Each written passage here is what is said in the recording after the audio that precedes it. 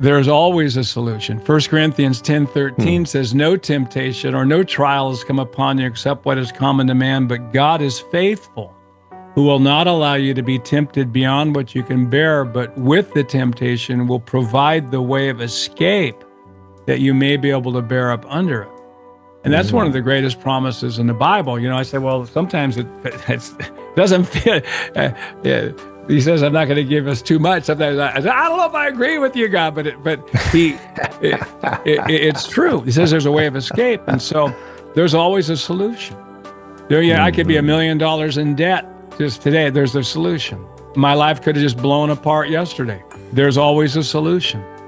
And what's interesting is that once you factor in the supernatural, then your mind expands to the type of solutions that God could bring.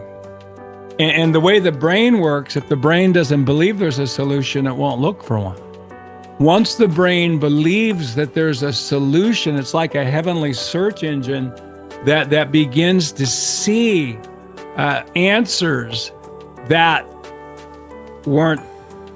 we didn't see before.